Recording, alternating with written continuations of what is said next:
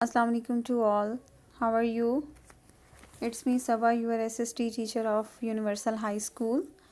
I hope you all are fine at home. जैसा कि आप जानते हैं कि स्कूल कुछ टाइम के लिए बंद कर दिए गए हैं कोरोना की सेकेंड लेयर की वजह से।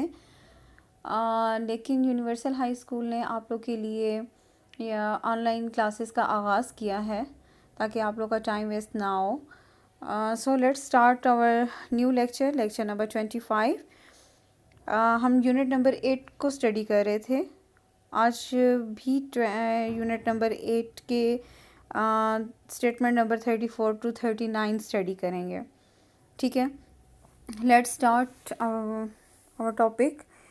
Open your notes, page number 9, unit number 8, Muslim world part 2।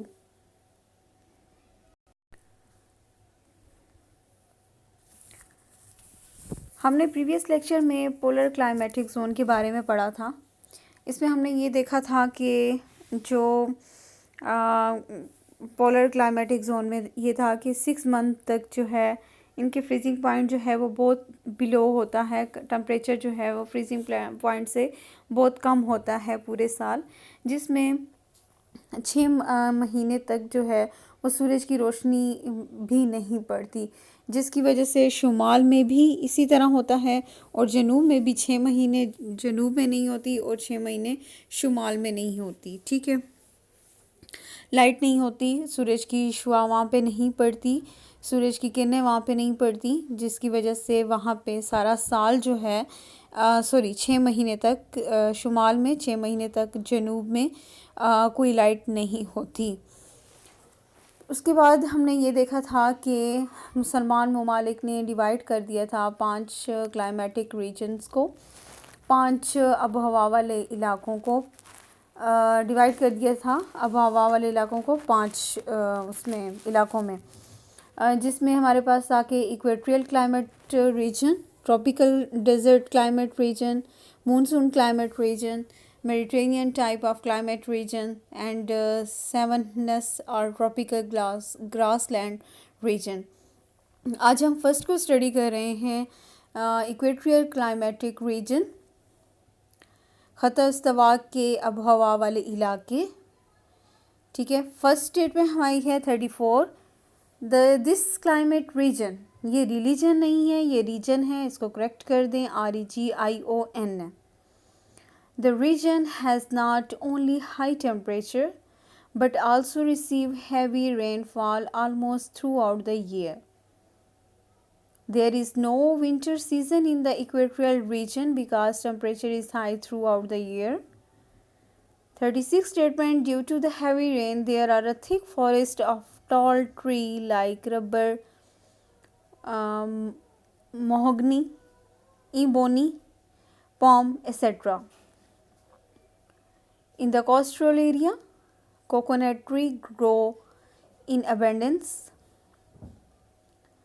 38 statement, the Muslim countries of this region are Malaysia, Indonesia, Gonia, southern part of Somalia.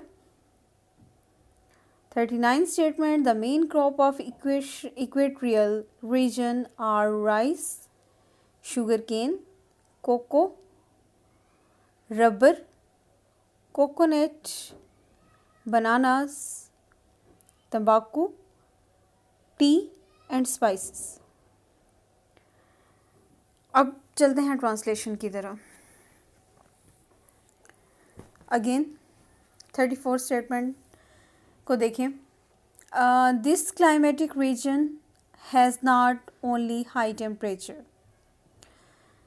इस इलाके में जो इस इलाके की जो आबहवा है, आबहवा वाले इलाके जो हैं, इक्वेट्रियल की बात कर रहे हैं, ख़त इस्तवा की आबहवा वाले इलाके, has not only high temperature, इसमें टेम्परेचर ज़्यादा नहीं होता, जिसकी वजह से टेम्परेचर ज़्यादा नहीं होता, लेकिन यहाँ पे बारिशें बहुत ज़्यादा होती हैं पूरा साल।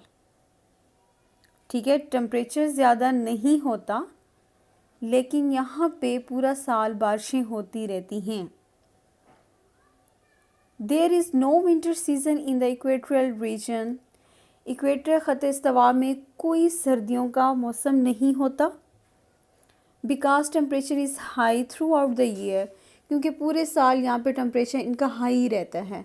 मींस आपने पहले भी ये पढ़ा था इक्वेट्रियल क्लाइमेट जोन में कि यहाँ पे सूरज की शुआएं पड़ती रहती हैं पूरा साल, जिसकी वजह से यहाँ पे टेम्परेचर बहुत ज़्यादा गर्म होता है।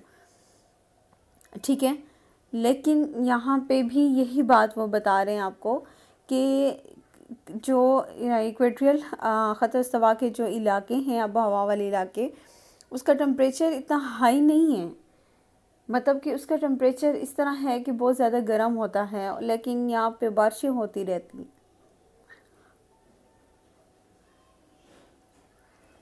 सर्दियों का कोई सीज़न नहीं होता यहाँ पे, लेकिन टेम्परेचर सारा साल जो है वो हाई रहता है ड्यू टू हैवी रेन, ज़्यादा बारिशों की वजह से।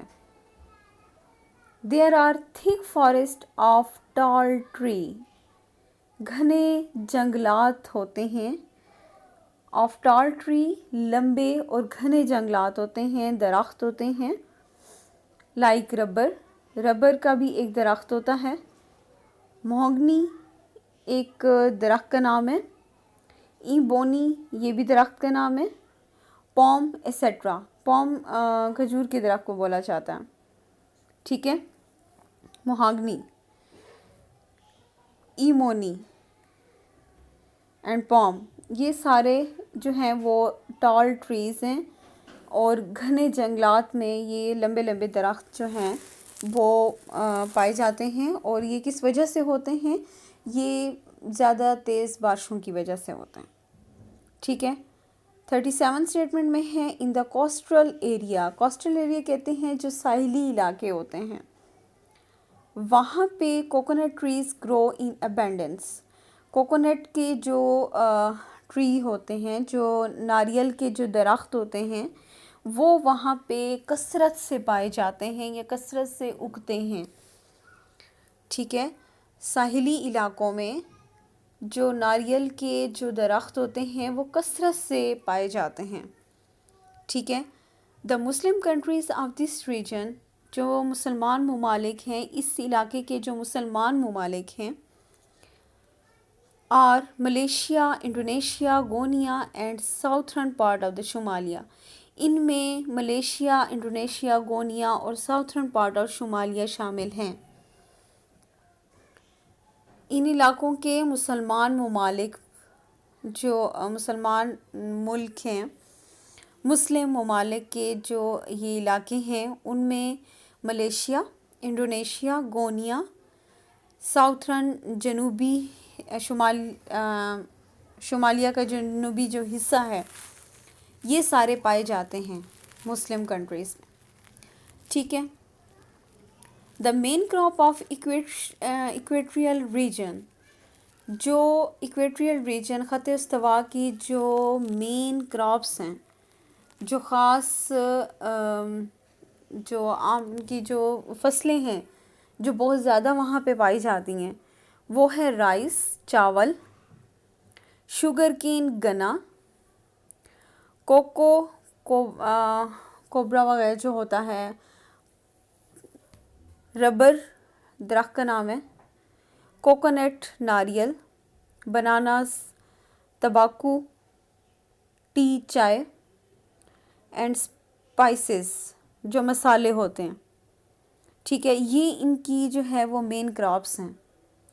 इक्वेट्रियल रीजन के ख़त इस्तवा के इलाके के जो ख़ास फसलें हैं, जो क्रॉप्स हैं, अनाज हैं, वो हैं चावल, शुगर केन, गन्ना, कोको, रबर, कोकोनट, बनानास, तंबाकू, टी एंड स्पाइसेस, मसाले। ठीक है, ये तो था इक्वेट्रियल क्लाइमेट रीजन के बारे में। दोबारा से मैं थोड़ा सा आपको रिवाइज़ करके बता देती हूँ कि इसमें इक्वेट्रियल क्लाइमेट रीजन में हमने ये देखा कि ये इसका जो इन इलाकों में जो है वो ज़्यादा टेम्परेचर होता है, जिसकी वजह से टेम्परेचर इनका हाई होता है। बट ज़्यादा बारिशें होती रहती हैं, सारा साल बारिशें होती रहती हैं, और इनका टेम्परेचर हाई की वजह से यहाँ पे कोई सर्दियों का मौसम नहीं आता, और ज़्यादा बारिशों की वजह से यहाँ पे घने और लंबे दरख्त होते हैं, घने जंगलात होते हैं, जिसमें रबर, महोगनी, ईमोनी एंड पॉम, और इसके अलावा और भी बहुत सारे हैं। जो साइली इलाके हैं उसमें जो है वो नारियल के दरख्त पाए जाते हैं, कसरत से पाए जाते हैं।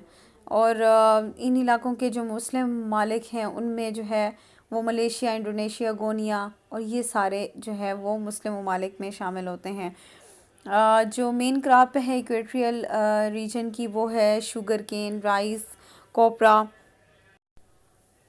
कोकोनट है, बनानास है, तंबाकू है, टी है, स्पाइसेस, मिसाले वगैरह हैं। ठीक है, ये तो थी हमारी 34 to 39 स्टेटमेंट जो कि इक्वेटोरियल क्लाइमेट रीजन के बारे में थी, जो कि मुसलमान ममालिक ने 5 क्लाइमेट रीजन को डिवाइड कर दिया है 5 हिस्सों में, जिनमें सबसे पहले जो था वो इक्वेटोरियल क्लाइमेट रीजन था, जिसके बारे में आप भी हमने डिटेल से स्टडी कर लिया है। अब चलते हैं हम अपने आंसर क्वेश्चंस की तरफ। फर्स्ट क्वेश्चन इसका है define equatorial climate reason. Statement number, answer is statement number 34 to 39। ये आपके लॉन्ग क्वेश्चंस के लिए, मैंने आपको पहले भी बताया था कि आपके शॉर्ट भी होते हैं, लॉन्ग भी होते हैं, तो ये पूरे इनकी स्टेटमेंट्स हैं उसके बारे में बताया गया है, तो इस वजह से हम इसको लॉन्ग में ज़्यादा कंसिडर करें तो ज़्यादा बेहतर है। What are the main crop of equatorial region? Equatorial region की जो मेन क्रॉप्स हैं वो कौन कौन सी हैं? एक है आपके पास यहाँ पे देखें,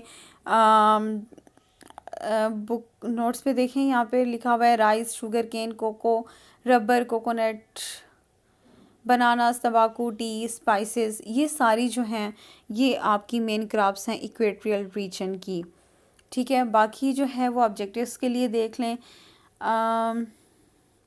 देयर इज़, स्टेटमेंट नंबर 35 को देखें, there is no dash in the equatorial region, there is no winter season.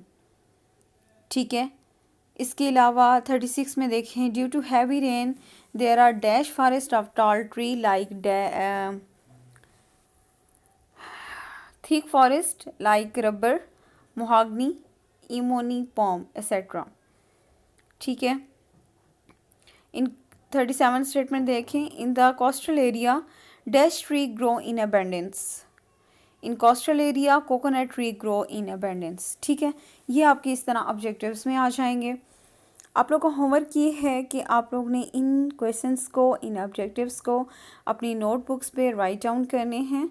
In statements को आपने अच्छी तरीके से लर्न करना है ताकि आपके पेपर की प्रिपरेशन साथ साथ होती रहे। कोई भी वो हो क्वेश्चन हो तो आप मुझसे पूछ सकते हैं। अपना बहुत ख्याल रखिएगा। नेक्स्ट लेक्चर इंशाल्लाह ताला हम लोग मानसून क्लाइमेट रीजन के बारे में स्टडी करेंगे। तब तक के लिए अपना ख्याल रखें। अल्लाह हाफिज़।